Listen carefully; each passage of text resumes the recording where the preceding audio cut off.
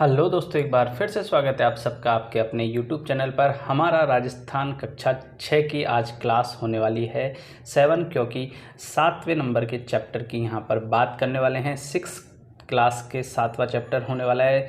6 chapter तक हमने complete करा दिए हैं। फर्स्ट चैप्टर था आपका राजस्थान एक परिचय, काफ़ी महत्वपूर्ण ये चैप्टर हैं आपके RAS first grade, second grade, third grade के सभी एग्ज़ाम हो, चाहे वीडियो एग्ज़ाम हो, पटवार का एग्ज़ाम हो, सभी के लिए सिलेबस में काफ़ी इंपॉर्टेंट है। यदि आपने ये सीरीज़ कंप्लीट कर ली तो प्रत्येक चैप्टर से आपको 2 से 3 क्वेश्चन देखने को ज़रूर मिलेंगे। काफ़ी बेहद ये वीडियो होने वाला है इंपॉर्टेंट।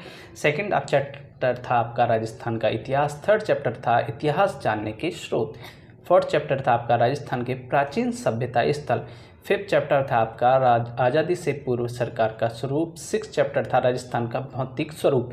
आज बात करने वाले हैं 7 चैप्टर की, जल संसाधन एवं संरक्षण के बारे में। काफ़ी इंपॉर्टेंट, ये बेहद इंपॉर्टेंट टॉपिक है और सभी एग्ज़ामों के लिए ये जितने भी चैप्टर हैं सभी एग्ज़ामों के लिए इंपॉर्टेंट हैं। इनमें से आपको 2 से 3 क्वेश्चन प्रत्येक चैप्टर में से देखने को मिल जाएंगे। सीरीज़ को कंप्लीट देखिएगा आप। यदि आपने नहीं देखी तो हमारी प्लेलिस्ट में जाकर राजस्थान जीके वाली जो सीरीज है उसको ज़रूर देखिएगा, जो कि काफ़ी इंपॉर्टेंट है। 6 क्लास की 7th 8th 9th 10th सभी राजस्थान अध्ययन की जितने भी बुक हैं 6 से लेकर 12 तक की, वो हम आपको कंप्लीट करवाने वाले हैं।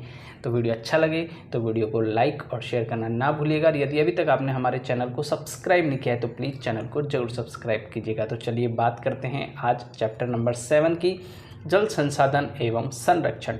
जल की उपलब्धता के कारण ही पृथ्वी पर जीवन संभव है। जल का उपयोग पेयजल, दैनिक घरेलू कार्य, सिंचाई, उद्योग आदि कार्यों में किया जाता है। जल के समस्त स्रोत जल संसाधन कहलाते हैं।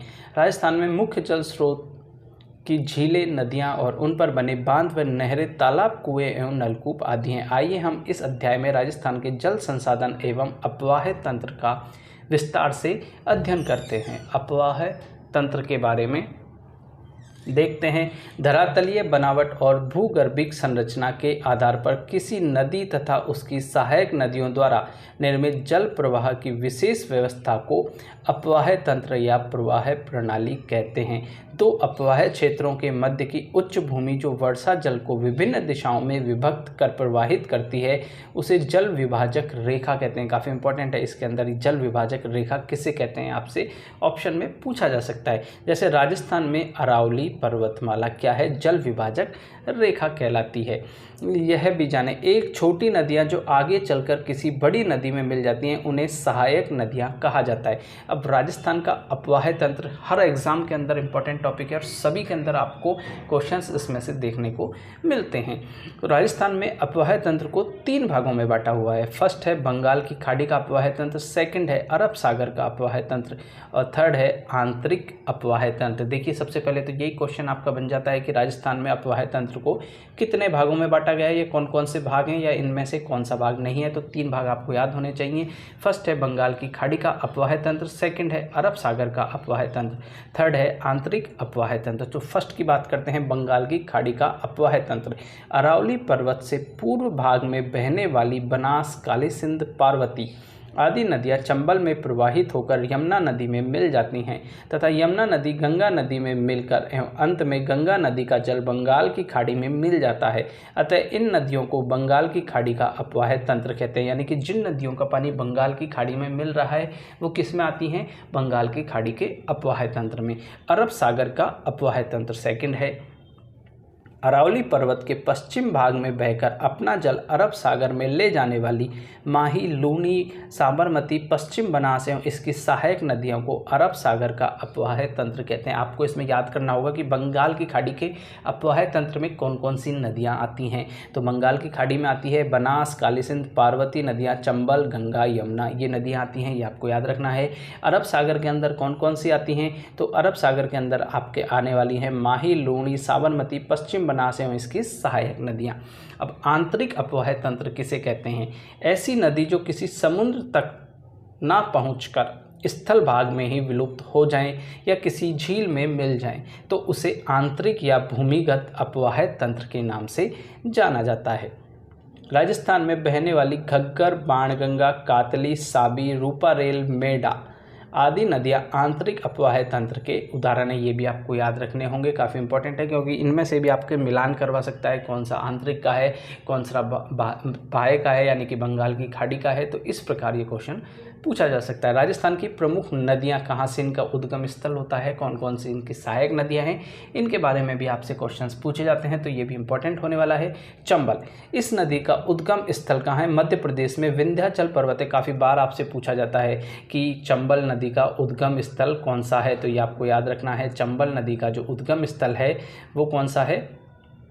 मध्य प्रदेश में विंध्याचल पर्वत है जो इसका उद्गम स्थल है। यह राजस्थान की सबसे लंबी व एकमात्र वर्ष भर बहने वाली नदी है। राजस्थान में यह नदी चित्तौड़गढ़ जिले में भैंसरोडगढ़ से प्रवेश कर कोटा, बूंदी, सवाई माधोपुर, करौली एवं धौलपुर जिले में बहने के बाद उत्तर प्रदेश में यमुना नदी से मिल जाती है। इसकी प्रमुख सहायक नदियाँ बनास, बेडज, कोठारी, काली सिंध, पार्वती आदि हैं। राजस्थान का औद्योगिक नगर कोटा इस नदी के किनारे बसा है। काफ़ी इंपॉर्टेंट है, इसमें से काफ़ी बार क्वेश्चन पूछा जाता है।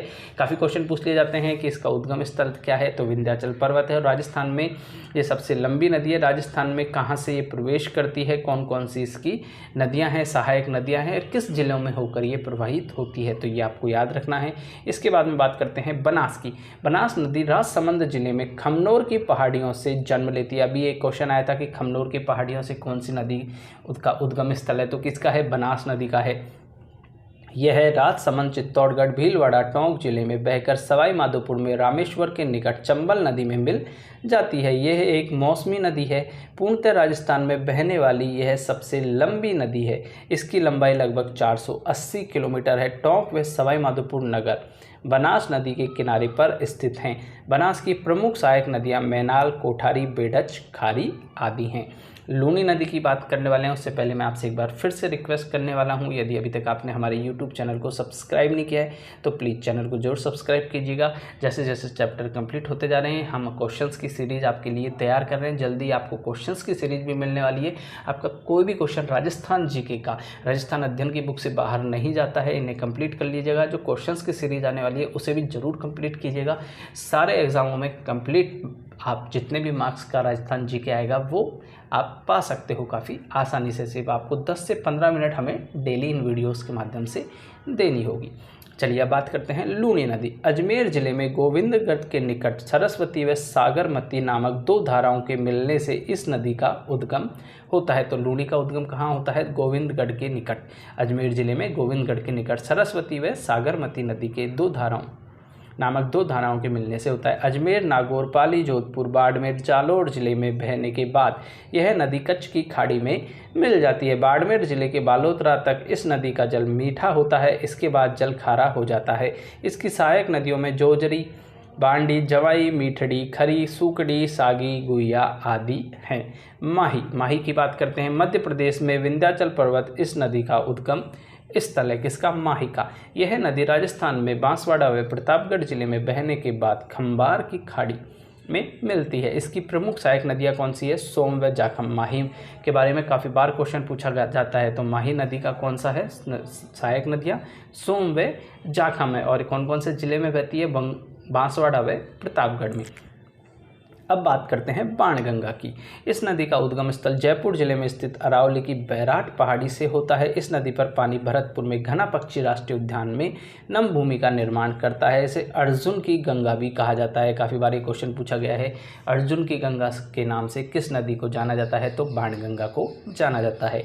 अब बात करते हैं घग्गर की। इस अंतःप्रवाह नदी का उद्गम हिमाचल प्रदेश में हिमालय पर्वत की शिवालिक श्रेणी से होता है। घग्गर का शिवालिक श्रेणी से होता है। उत्तरी राजस्थान में यह नदी हनुमानगढ़ से प्रवेश कर श्रीगंगानगर में भूमिगत हो जाती है। इस नदी को प्राचीन सरस्वती नदी का अवशेष अथवा सहायक नदी माना जाता है। तो ये आपका मानचित्र है राजस्थान का उच्चवच व एवं अपवाह तंत्र। इसके अंदर आप दिशा के अनुसार देख सकते हो कि कौन कौन सी नदी कहाँ से जाती है। ये उत्तर दिशा हो जाएगी आपकी, ये दक्षिण दिशा हो जाएगी, ये पूर्व हो जाएगा और ये पश्चिम हो जाएगा, जो कि पाकिस्तान से लगती हुई सीमा है। यहाँ पर काफ़ी कम नदियाँ हैं। यहाँ पर आप देख सकते हो पूर्व दिशा में आपकी सबसे ज़्यादा नदियाँ पाई जाती हैं, क्योंकि ये उत्तर प्रदेश और मध्य प्रदेश से आपका प्रवेश करती हैं। काफ़ी नदियां हैं जो उत्तर प्रदेश मध्य प्रदेश के टच में होने के कारण भी प्रवेश करती हैं और काफ़ी नदी जो आपकी आंतरिक प्रवाह प्रणाली के अंदर पाई जाती हैं। अब बात करते हैं राजस्थान की प्रमुख नदी घाटी परियोजना कौन कौन सी हैं। नदी घाटी परियोजनाओं में से भी आपके क्वेश्चन जरूर से ज़रूर महत्वपूर्ण क्वेश्चनों में आते हैं क्योंकि सभी एग्जामों में पूछे जाता है। तो नदियों पर बांध बनाने से जल विद्युत उत्पादन, सिंचाई, पेयजल, वृक्षारोपण, भूमिगत जल स्तर में वृद्धि, बाढ़ नियंत्रण, मृदा अपरदन और पर्यटन आदि कई प्रकार के उद्देश्य पूरे होते हैं। इन्हीं कारण से इन्हें बहुउद्देशीय परियोजना भी कहा जाता है। तो बहुउद्देशीय परियोजना का मतलब आप समझ चुके हो। विद्युत उत्पादन, सिंचाई, पेयजल, वृक्षारोपण, भूमिगत जल स्तर में वृद्धि, बाढ़ नियंत्रण, मृदा अपरदन और पर्यटन आदि कई प्रकार के उद्देश्य पूरे होते हैं, इसलिए इन्हें बहुउद्देशीय नदी घाटी परियोजना कहा जाता है। भारत में प्रथम प्रधानमंत्री पंडित जवाहरलाल नेहरू ने इस नदी घाटी परियोजना के महत्व को देखते हुए इन्हें आधुनिक भारत के मंदिर कहा था। किसने कहा था? जो भारत के प्रथम प्रधानमंत्री थे पंडित जवाहरलाल नेहरू, उन्होंने क्या नाम दिया था? आधुनिक भारत के मंदिर कहा था। राजस्थान में चंबल परियोजना, माही बजाज सागर परियोजना, बीसलपुर परियोजना एवं सरदार सरोवर परियोजना प्रमुख नदी घाटी परियोजनाएं हैं। चंबल परियोजना की बात करते हैं सबसे पहले। यह परियोजना राजस्थान और मध्य प्रदेश राज्यों की संयुक्त परियोजना है। चंबल में कौन कौन से देखिए 2 राज्य आते हैं। तो फर्स्ट आपका आता है राजस्थान और सेकंड आता है मध्य प्रदेश राज्यों की संयुक्त परियोजना है।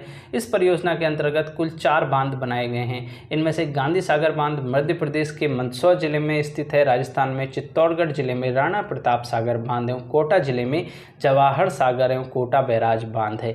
इस परियोजना से दोनों राज्यों को जल विद्युत एवं सिंचाई की सुविधा मिलती है। कौन कौन से? राजस्थान और मध्य प्रदेश की संयुक्त परियोजना है। काफ़ी इंपॉर्टेंट है, काफ़ी बार पूछा गया है चंबल की किस किस राज्य की संयुक्त परियोजना है। कुल 4 बांध बनाए गए हैं। इनमें से गांधी सागर बांध मध्य प्रदेश के मंदसौर जिले में स्थित है। राजस्थान में चित्तौड़गढ़ जिले में राणा प्रताप सागर बांध और कोटा जिले में जवाहर सागर बांध, कोटा बैराज बांध है। इस परियोजना से दोनों राज्यों को जल विद्युत एवं सिंचाई सुविधा मिलती है। अब बात करते हैं माही बजाज सागर परियोजना की। बांसवाड़ा में माही नदी पर स्थित यह परियोजना स्थित है। यह राजस्थान और गुजरात राज्य की सम्मिलित परियोजना है। राजस्थान और गुजरात की आपको याद रखना है। माही किसकी है? राजस्थान और गुजरात की है। इसमें दोनों राज्यों में सिंचाई, जल विद्युत और पेयजल की सुविधा उपलब्ध हो रही है। अब बात करते हैं बीसलपुर की। राजस्थान के टोंक जिले में टोडा रायसिंह नगर के पास बीसलपुर गांव में बनास नदी पर सिंचाई और पेयजल के उद्देश्य से इस परियोजना का निर्माण किया गया। इस परियोजना से राज्य के जयपुर, अजमेर, टोंक सहित कई अन्य जिलों में पेयजल आपूर्ति की जाती है। सरदार सरोवर बांध, सरदार सरोवर परियोजना गुजरात, मध्य प्रदेश, महाराष्ट्र और राजस्थान राज्यों की इन संयुक्त परियोजनाओं का निर्माण गुजरात में नर्मदा नदी पर किया गया था। सरदार सरोवर का निर्माण कहाँ पर किया गया है? नर्मदा नदी पर किया गया। इस परियोजना से राजस्थान के दक्षिण पश्चिम में नहर द्वारा बाड़मेर व जालोर जिलों में सिंचाई एवं पेयजल सुविधा उपलब्ध करवाई जाती है। इसके अतिरिक्त राज्य में पाली जिले में जवाई नदी पर जवाई परियोजना, डूंगरपुर जिले में सोम नदी पर सोम कमला अम्बा परियोजना, उदयपुर जिले में मानसी वाकल तथा प्रतापगढ़ जिले में जाखम नदी पर जाखम परियोजना भी है। जल संरक्षण के आधुनिक तरीके से में बांध बनाना इसमें प्रमुख है। तो देखिए ये काफ़ी इंपॉर्टेंट टॉपिक आपका यहाँ तक हो गया कंप्लीट। चैप्टर भी अभी करवाने वाले हैं और कुछ पॉइंट बचे हैं उनके, लेकिन उससे पहले मैं आपसे रिक्वेस्ट करना चाहूँगा, यदि अभी तक आपने हमारे यूट्यूब चैनल को सब्सक्राइब नहीं किया तो प्लीज़ यूट्यूब चैनल को सब्सक्राइब कीजिएगा।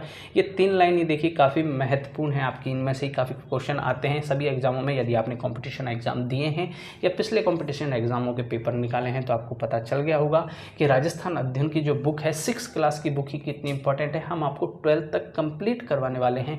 आपको किसी भी गाइड की, किसी भी टीचर की वीडियो देखने की ज़रूरत नहीं पड़ेगी, क्योंकि सारे जो आपका मैटर है वो यहीं से बनता है। ये आप आपके माइंड में सेट कर लीजिए। गाइडों के अंदर इतना ज़्यादा एक्स्ट्रा लिखा हुआ होता है जो कि आपके पढ़ने के काम का नहीं है। पॉइंट टू पॉइंट आपको यहाँ से क्वेश्चंस मिल जाएंगे।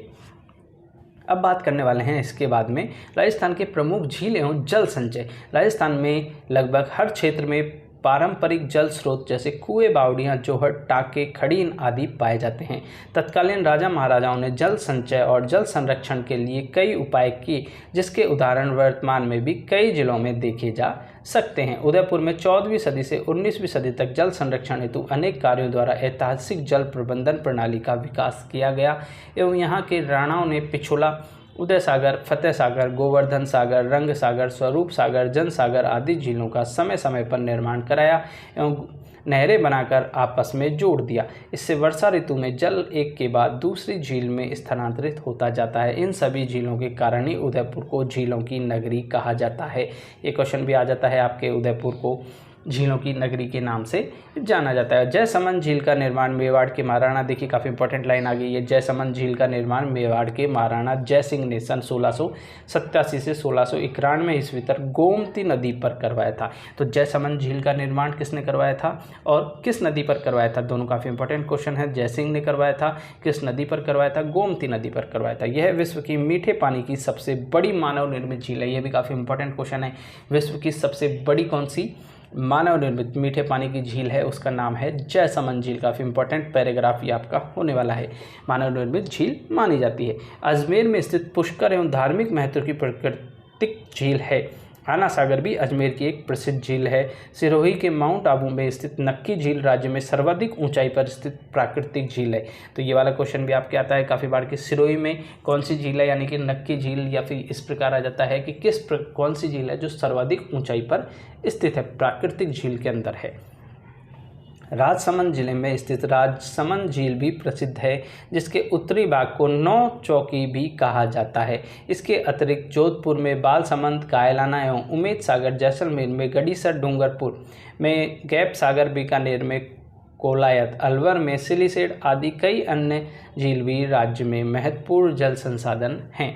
राज्य में मीठे पानी की झीलों के अतिरिक्त जयपुर, अजमेर एवं नागौर के मध्य संभर झील, बाड़मेर में पंचप्रदा, नागौर में डीडवाना, बीकानेर में लूणकरणसर, जैसलमेर में पोखरण, जोधपुर में फलौदी आदि खारी पानी की झीलें भी हैं। इस प्रकार आप यहाँ पर देख सकते हो। ये जल संरक्षण जो चैप्टर है उसमें उदयपुर में नदी संगम है, झीलें आपको पता है, उदयपुर को झीलों की नगरी भी कहा जाता है।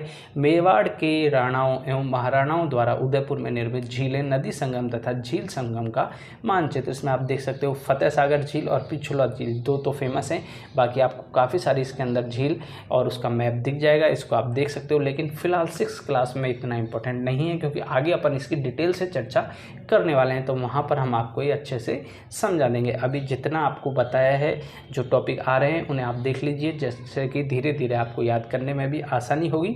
चलिए आगे देखते हैं। जल संरक्षण। जल संरक्षण हमारा प्रथम दायित्व है। जल संरक्षण के लिए प्रत्येक नागरिक को प्रशासन का सहयोग करना चाहिए। इसके लिए आवश्यक है हमें जलाशयों में घरेलू और औद्योगिक अपशिष्ट नहीं डालना चाहिए।